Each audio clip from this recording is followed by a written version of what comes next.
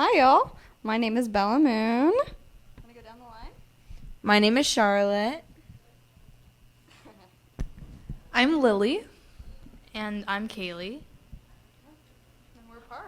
Yeah, we're the PAR group of Olympia. And yeah, so this all started with the PAR forum. And so during winter break, like my mom is a board member of the YWCA, so like she's like caught up with like a lot of events and stuff like that.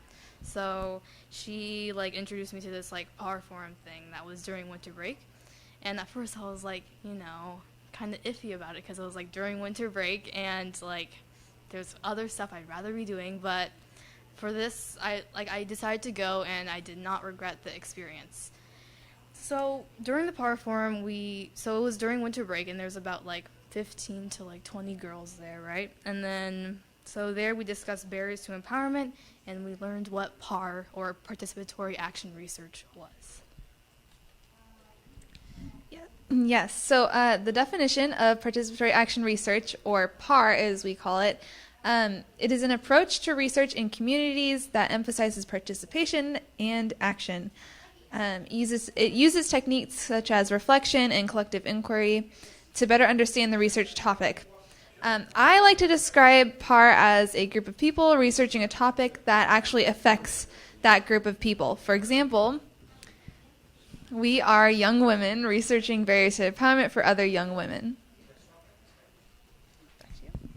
Okay, so like after learning what PAR was, we like talked more about like the process of PAR and how first you plan, then you research, and then you like take action about what you know about that, like what you learned from that research. And so there at the forum, we chose a research topic which was self-confidence and like reasons for that, like barriers to that.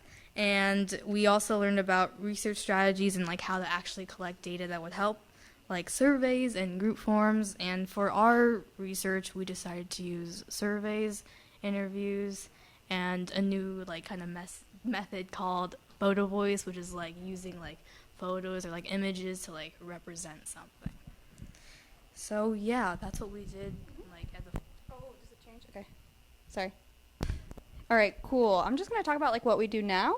We're a pretty small group consisting of young women in our community, and we meet twice a month every Sunday.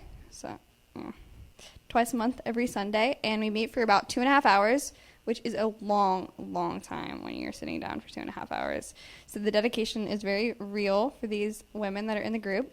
We've gotten a lot of community outreach and support.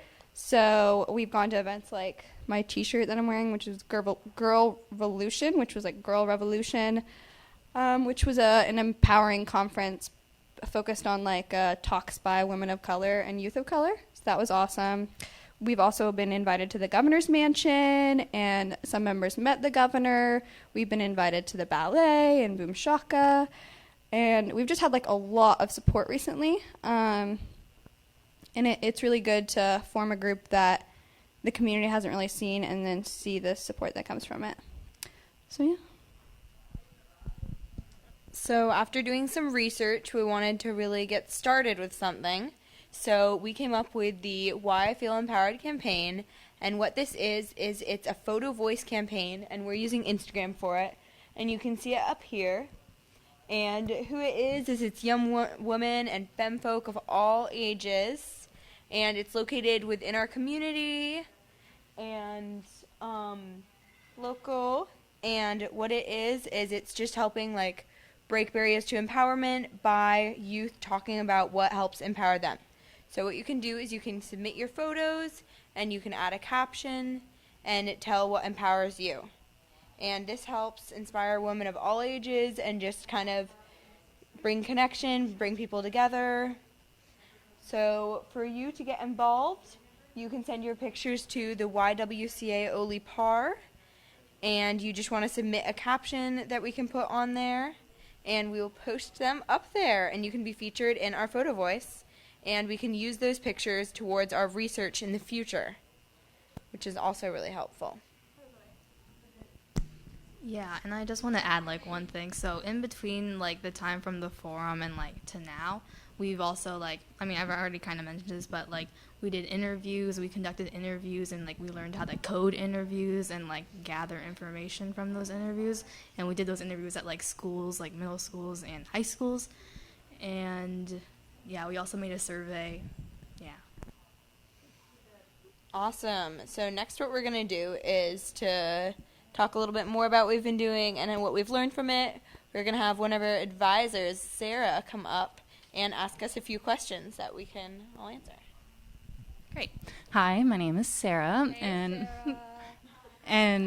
hi, and I'm very privileged. I get to work with these amazing young women at the YWCA in Olympia, and I have a few questions prepared to ask this panel that's representing the YPAR work in the YWCA. So the first question is, what have you found the most interesting about participatory action research? Anybody like to start? What I found the most interesting is how much the community gets involved, because without really being linked into this like opportunity, into the YWCA, I didn't feel like I had a lot of opportunities within this field of research. But as soon as I connected with the YWCA and I got connected with this group, we've just had so much community involvement, and it's been awesome to like gain so much support from the people around us and so many new opportunities. I thought it was so interesting of all the different ways you can conduct your research. So the photo voice or the surveys or the interviews, just with each one that we did, we just gathered more and more information, and it just made our experience and our data so much better. Yeah, and I also, one thing I find interesting about participatory action research is that it's really different, and like it's different than like regular research. Like regular research is just like you go out there, you like do surveys, collect info, and like you don't really do anything with that information. Like other people might do something, but like you're not really the one like doing anything with that information. So I think PAR is like very like cool in its way, like that you actually like get to take action and like affect the community.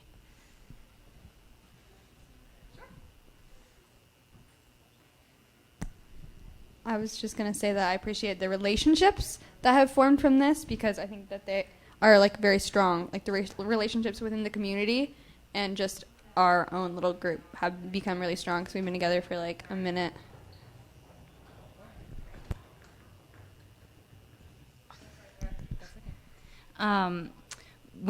As you've started to look at the research that you've been gathering, what are some of the insights that you're taking away, or questions or additional thoughts that you're having about what you've collected so far? The impact that your friends and the people that you actually choose to surround yourself with have on you, and how much that directly relates to everybody.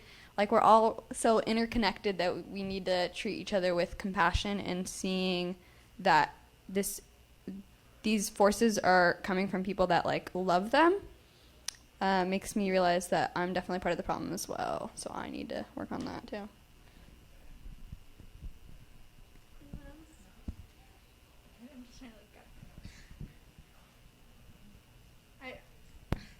I just want to say it's just been really interesting with the interviews particularly, to see how deep someone's thoughts can go, and how they may not show on the surface. Can you share a little bit more about what you're hearing from people and like what struggles people are I guess, when we ask them kind of along the lines of what are your barriers to empowerment, when like they would say like, people at home or people at school, that just like, it kind of breaks my heart a little bit, just because like the people at school, like we can, like control that and make things better. So. What I find is really interesting about this is how people relate so much. I mean, we're all struggling with the same problems, and finding other people who are also like fighting for what they need so that you guys can help each other with what you're fighting for is really, really powerful. So it's awesome how like interconnected we all are, really.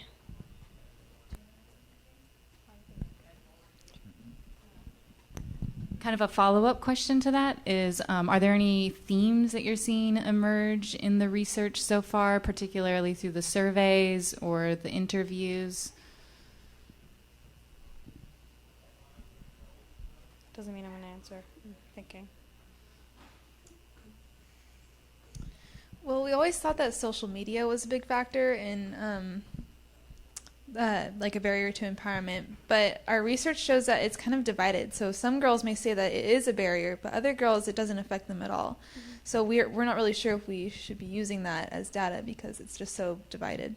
And maybe it's more about like the personal relationships we have that are like so important, opposed to like people really like to focus on the media, and obviously that socialization has a big part of it, but we have more control over that than we do within our environment, you know. So we have to take control of that as well.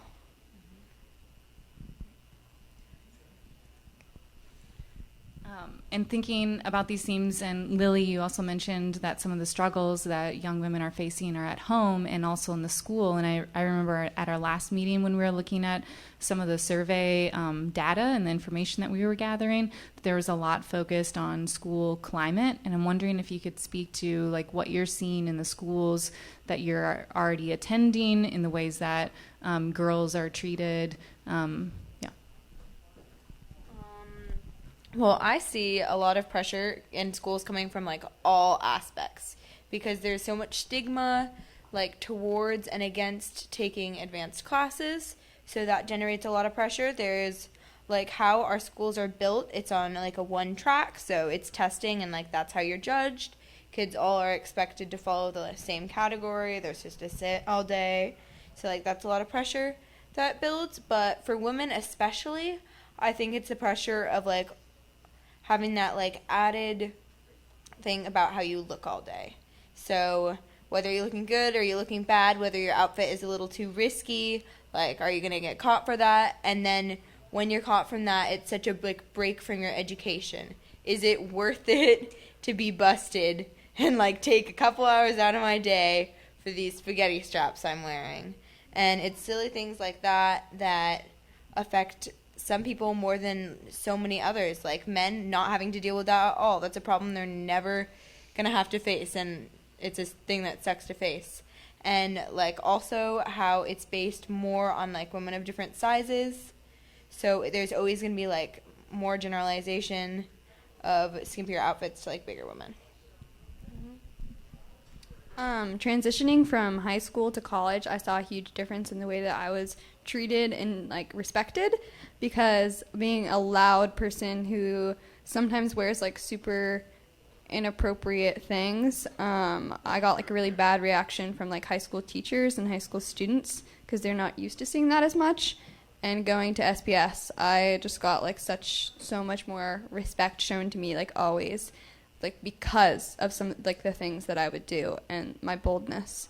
So I was being appreciated and empowered, opposed to this environment that was bringing me down and telling me that I shouldn't be that kind of person because it's not normal. It's not how a girl's supposed to be. Yeah, and I think a theme would have been just the words that we use for each other and to each other. I think like that needs to change, because a lot of girls, they said that like, yeah, their high school was a problem, but it wasn't just one thing. Like it was like, it's just the people around them and what they would say and how they didn't really know what to do about it. And yeah, and also like in the schools, like staff and like administration itself, like not a lot of like schools like really show like that like support, like that emotional, like, you know, emotional support. So I think that like one of the things we saw in our survey was that, you know, people don't feel like comfortable in their like school environment or like their home environment. So I think like the like, even though the school like is there and like they do what they can, like I feel like they should probably like try to do more, you know. They should. Great.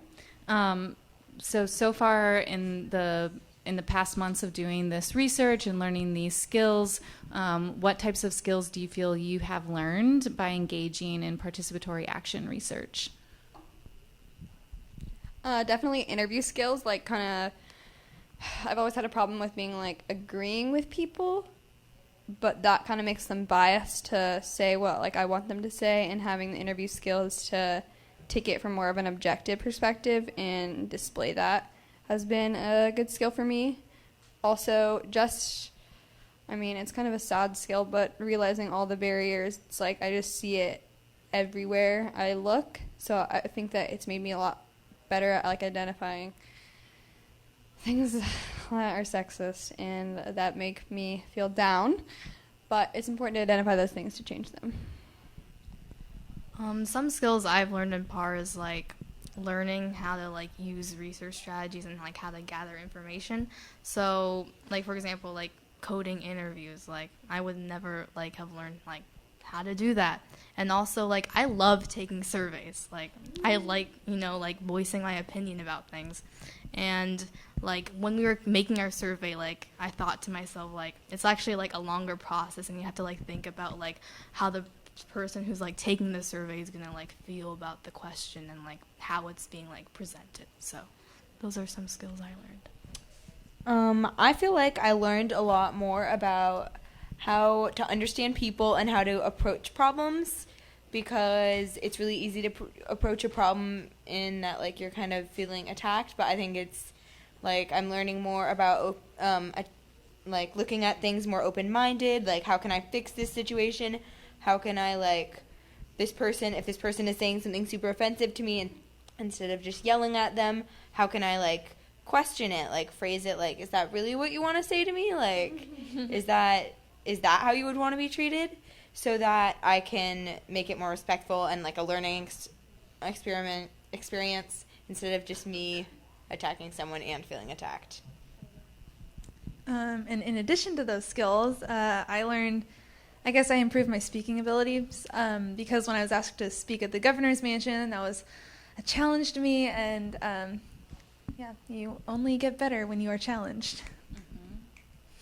And you also were there to speak to the Governor Inslee, when he came to the YWCA. Yep. To learn more about the after-school programs and the work that you all are doing. Yeah. And thinking a little bit about that, and Kaylee, you started talking about it, but the specific skill around coding, and I'm wondering, I wasn't really familiar with what that meant before we started doing that together. If you could go a little bit more in detail for the audience so they also learn that part of the research process that you're gaining new insights from.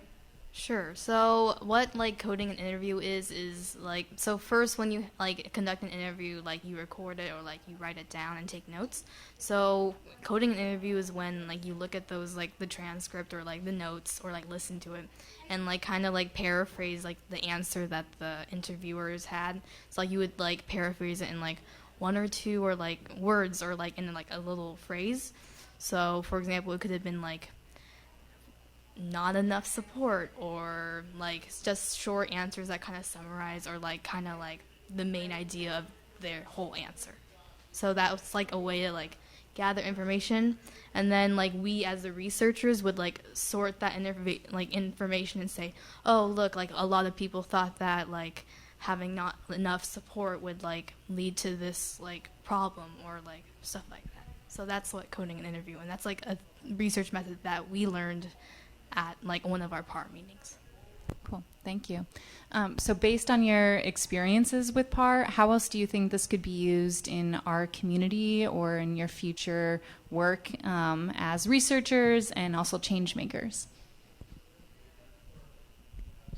The aspect behind the research part of it, I've always really been into like the advocacy part, but using research allows me to speak to a different group of people. Like some people prefer numbers, some people need that data to believe something, and it's like it's out there, and if we're getting it, then we can show them. So it's really useful for that. Yeah, I just feel like this is something that you can use at any point in your life if you see a problem around you that you want to change, but you want to see where the problem is coming from in the first place. So Yeah, I think this research is really unique because before it's kind of been like, wow, that comment made me feel sad, or like, wow, this makes me feel bummed out. And when you really break it down and look into it more, you can understand what are these sources, what's like causing us to feel this way, and that way we can after breaking them down and identifying them, we can attack each one and get rid of it and really start to overcome what is becoming barriers to women in our community. Sure, like basically what they said, like having to like solve a problem and like seeing that there's a problem. And also I think PAR is like unique in like its way to take action. So I think it's like, and also like how like it's like very like focused on like the community. So I think it's like very good, like a very like good method or like good type of research to use when like you're trying to dig at like causes of like emotional kind of like problems. So I think it's like very focused on like the community and like the well-being and like how everyone feels. So my next question is focused on your leadership, and I've been able to observe everyone in PAR in the ways that you've grown, but I'm wondering if you could share a little bit about how you see yourself as a leader now versus how you saw yourself before you started doing participatory action research, and if that has led to starting something new or doing something new in your lives or in your community.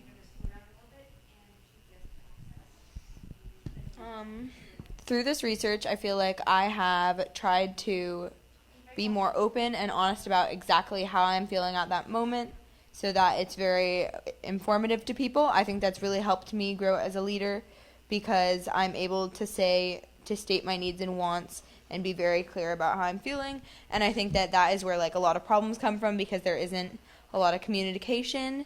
So I try to be really personable so that I can get that necessary communication. And I think that this has really helped with that.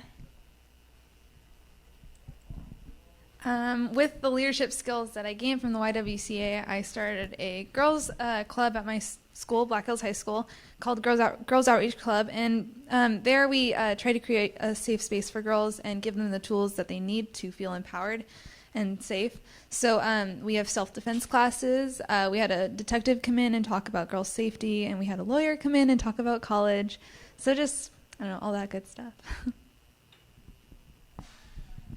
Like I definitely think that I learned a lot about like public speaking and like empowerment and like oppression and like what's really like out there in our community. And I think like at the forum, like I think I was like super shy and like I didn't like feel like talking a lot, but now I feel like maybe a little more. I feel like I've like improved that skill of like talking and like public speaking.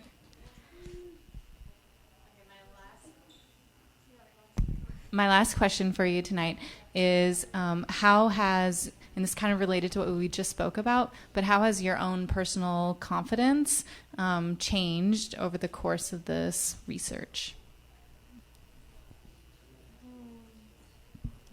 I feel like I've gained confidence in like my thoughts so that I feel like I can voice my thoughts in the right way. So I know like during the forum, when I would answer questions, I would stutter a little bit just because I was so nervous and I wasn't sure in myself. And now I just I know what I want and I know what I think, and I'm happy to voice that.